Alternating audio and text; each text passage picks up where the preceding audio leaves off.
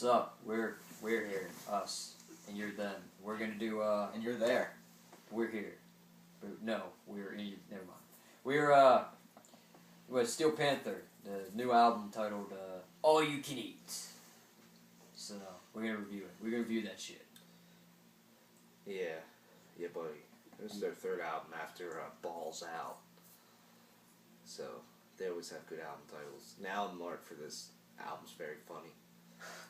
So, yeah, buddy. Yeah. Where to begin, really? You start off. Hey. It's very 80s, but that's pretty much what Steel Panther does. I just really don't know what to say. It's a good album. It's a very good album. It's great songs such as Gang Bang at the Old Folks Home. She's on the Rag. And does it open with Pussy Whipped? Mm-hmm. Yeah. So, just it's Steel Panther doing what they do best. I guess we'll continue discussing later on, but Yeah. I've always thoroughly enjoyed Steel Panther's albums. They're just if you want to have a good time listening to music, you can listen to Steel Panther all day, and it's pretty fucking rad. Like Luke said, songs like Glory Hole are really funny. She's on the Rag, Gang Bang at the Old Folks Home, Wide Vagina Syndrome, or BVS. a big vagina syndrome, and then Pussy Whipped, as we said. You know, there's like all kinds of good songs like that, and they're all, you know, of course they're all sexually related, but they're all different in a way, which is, you know, it's kind of weird to say that they're all the same yet they're all different. You know, and as a band, you know, a lot of this album's really solid. I like a lot of the riffage on this album. It rocks. It gets really it gets pretty heavy at some parts, and then soloing's really good on this album. It's probably some of the best that I've heard from Steel Panther.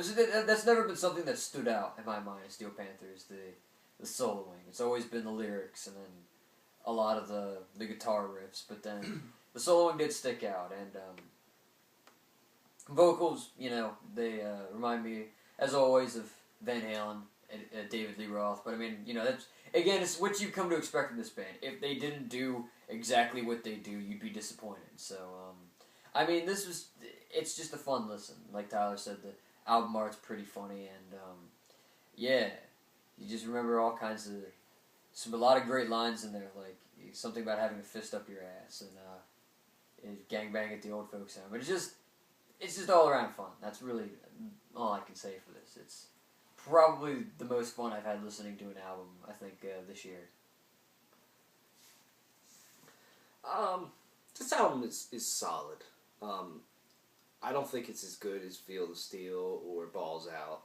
Balls Out's my personal favorite from them, but this album is very, very good. They put out The Burden of Being Wonderful and Party Like Tomorrow's the End of the World, and I was like, they're not bad, but I don't know, maybe Steel Panther's kind of losing their funny touch or whatever, but they definitely did not on this album. This album is hilarious, but I'm going to talk about the other stuff.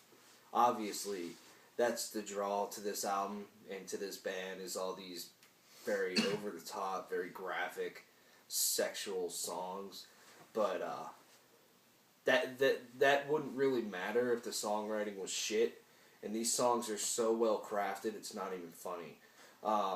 The riffs, there's riffs everywhere, and they're old school 80s riffs. I mean, if Van Halen decided to sing about boobies and dicks and fucking, they would be Steel Panther.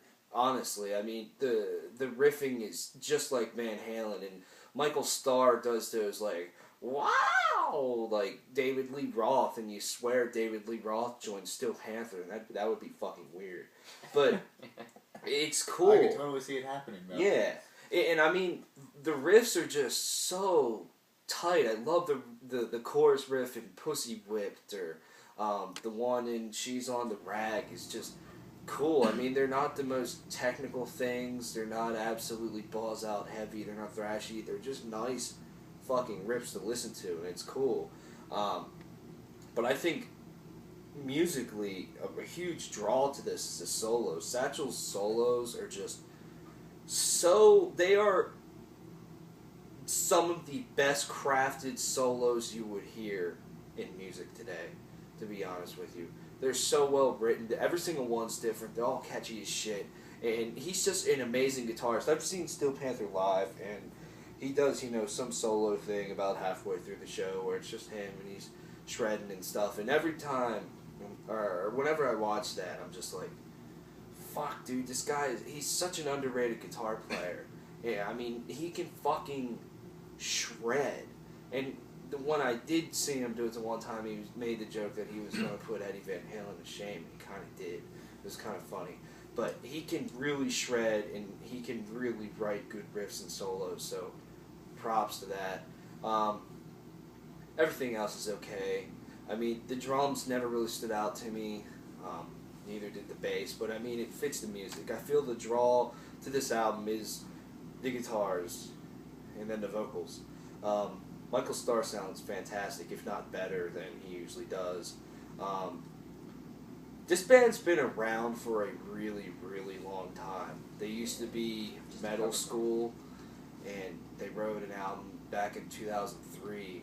Well, they were around the 80s, but I just found out recently, in 2003 under Metal School, they wrote an album called Hole Patrol, which I thought that was a funny title. But they were out of the strict for a while. Yeah, they were originally just a cover band for a lot of it. Yeah. Which is like, I guess when you see a lot of videos, and even I guess you see them live, they usually play a fuck ton of covers. Yeah. Like 80s. I mean, anymore they don't play covers live at all, because I mean, they have their own music now and stuff.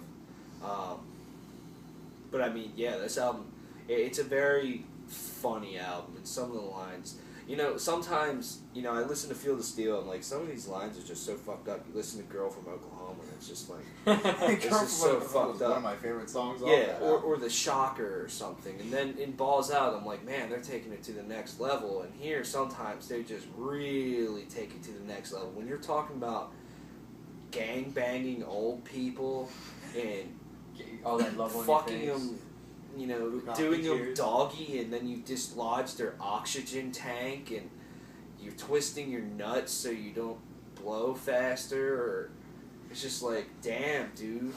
Or Bukkake Tears, that's a really fucked up song. Because there's so much love on your face. They're all so catchy. Yeah, It's not I know, a fantastic that's album, but every song, and almost every song has something catchy. I've still got She's on the Rag going in my head. It's really funny, like, listening to their lyrics, in the sense that if you take out, in like a lot of ways, like Bukkake Tears is a really funny thing. If you took out the name Bukkake Tears, and you just had like the chorus, and then the one part you took out the spunk, all the spunk on your face, that would almost sound like The love song. like a love song. But then under that pretense, it's just like, then you can't take it seriously. Some of these songs are just written so well, they just sound way more epic than they should. And than this just... lyrical So, I mean, it's pretty funny. And I was wondering the other day if... I don't know if these guys are married at all, but I would feel it's a little weird if they were married. I highly doubt 40-year-old man singing about Bukkake. Like, holy shit. Yeah. But I mean, if you never liked Steel Panther because all they sing about is this and whatever, this is no different. If you never liked Steel Panther, you'll never... You'll probably like them even less after this album. You won't like them here. Other than that, I feel that this is a good album, and it honestly might be in my top albums at the end of the year. It's a pretty good album. So yeah, buddy. What's your favorite song? I would have to say it's either Glory Hole or Bukkake Tears. I was actually thinking Glory Hole or She's on the Rag, just because She's on the Rag makes me think of Brandon. I'm gonna go with Gang Bang at the Old Folks Home. But then at the same time, a couple of songs on this album aren't really the best, I guess you can say. Or they're not as memorable as the other ones, like 10 Strikes, You're Out, Fucking My Heart in the Ass. There's not much to that song besides the chorus. But I mean, it's solid. When this album hits, it hits pretty good. Yeah. Yeah, it really does. So, what would you give this album? I would give it an 8.5 out of 10. I really enjoyed this album. It's a fun album.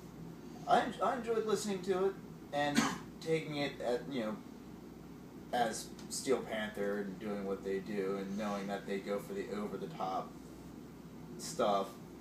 I'd give it an 8 out of 10. I'd give it 8.5 wrinkly boobies out of 10. Wrinkly dicks. Twisted wrinkly boobies. Yeah, buddy. So, get your fuck on. Listen to Steel Panther. It's probably the only time we'll be talking about gangbanging old people. Yeah. Slam it to this album. Yeah. Yeah, buddy. Yeah. Blaze it. Hitler. No.